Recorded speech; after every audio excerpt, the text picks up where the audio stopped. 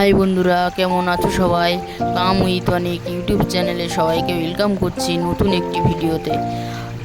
আজ রবিবার, বেলা প্রায় 11টা মতো বাজে। আমি চলে এসেছি রান্নাঘরে। আমি আজ রান্না করব গিলেমেটে কষা। তার জন্য আমি গিলেমেটে ভালো করে ধুয়ে জল ঝরিয়ে রেখে দিয়েছি। তার জন্য আমি নিয়েছি দুটো আলু, একটা পেঁয়াজ, আদা রসুন পরিমাণ মতো, একটা টমেটো, লঙ্কা, আর এদিকে নিয়েছি হচ্ছে স্বাদ মতো নুন, লঙ্কা গুঁড়ো আর হলুদ গুঁড়ো। আর ফোড়নের জন্য আমি নিয়েছি হচ্ছে তেজপাতা, শুকনো লঙ্কা আর জিরে।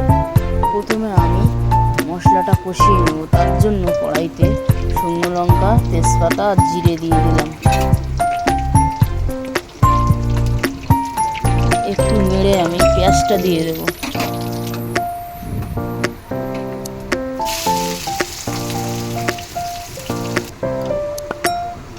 পেঁয়াজটা লাল লাল হয়ে আসলে আমি রসুনটা দিয়ে দেব।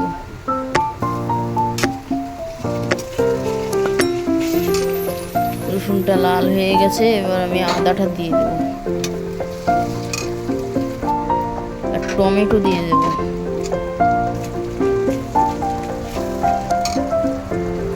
কেটে রাখা লঙ্কা দিয়ে দেব।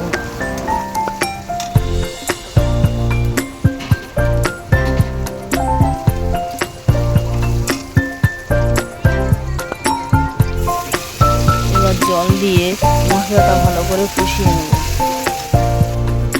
হলুদ দেব পরিমাণ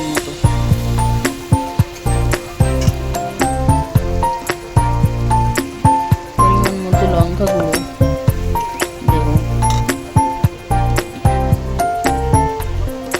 নুন দেব স্বাদ মতো।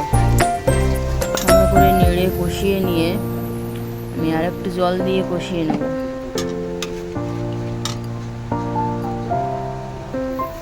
মশলা আমার হয়ে গেছে, সবাই দেখতে পাচ্ছ।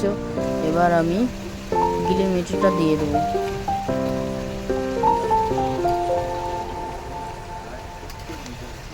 গিলেমেটে দিয়ে দিয়েছি, ভালো করে ওলট পালট করে দেব। গিলেমেটে থেকে জল বেরিয়েছে, জলটা শুকিয়ে আমি গিলেমেটেটা ভালোভাবে কষে নেব। কষানো হয়ে এসছে আমার। এবার আমি সামান্য গরম জল দিয়ে দেবো।